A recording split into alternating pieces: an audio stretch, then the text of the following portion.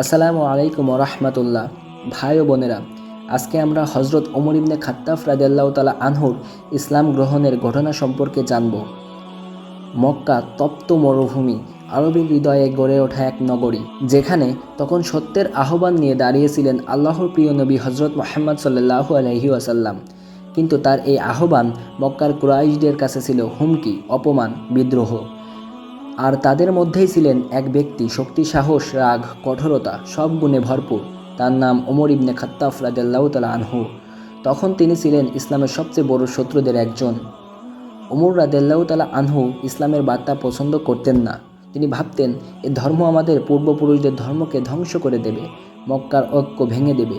একদিন খবর এলো মুহাম্মদ সাল্লাল্লাহু আলাইহি ওয়াসাল্লাম আবার কাবার কাছে নতুন ধর্ম প্রচার করছেন। ওমরের রাগ চরমে উঠল। তিনি প্রতিজ্ঞা করলেন, আজ আমি এই মানুষটিকে হত্যা করব। তলোয়ার কোমরে বেঁধে তিনি বেরিয়ে পড়লেন। কিন্তু আল্লাহর পরিকল্পনা অন্য ছিল। পথে তিনি নৌফল ইবনে আবদুল্লাহ নামে এক ব্যক্তির সাথে দেখা করলেন। নৌফল বললেন, ওমর, তুমি নবীকে হত্যা করতে যাচ্ছ? আগে নিজের পরিবারে খবর নাও। তোমার বোন ফাতেমা এবং তার স্বামী সাঈদ, তারা মুসলমান হয়ে গেছে। এই কথা শুনে ওমরের রাগ আরও বেড়ে গেল।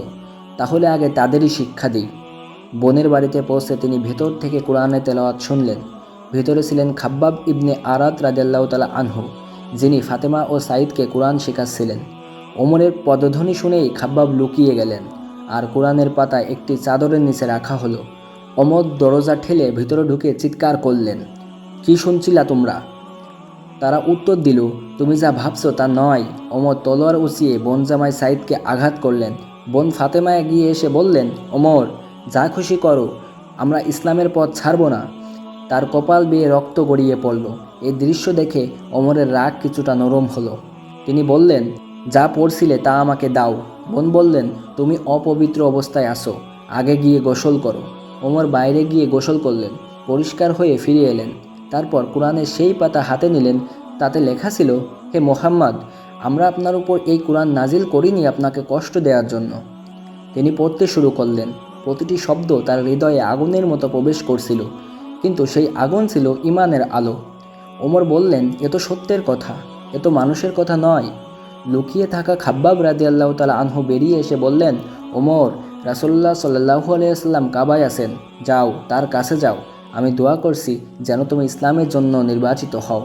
ওমর সোজা কাবার দিকে রওনা দিলেন। দূর থেকে তাকে তলোয়ার হাতে আসতে দেখে সাহাবারা ভয়ে সরে দাঁড়ালেন। হামজা রাদিয়াল্লাহু তাআলা আনহু বললেন, ওমর যদি সৎ উদ্দেশ্যে আসে স্বাগতম, যদি মন্দ উদ্দেশ্যে আসে আমরা প্রস্তুত। ওমর নবী করিম সাল্লাল্লাহু আলাইহি ওয়াসাল্লামের সামনে এসে দাঁড়ালেন।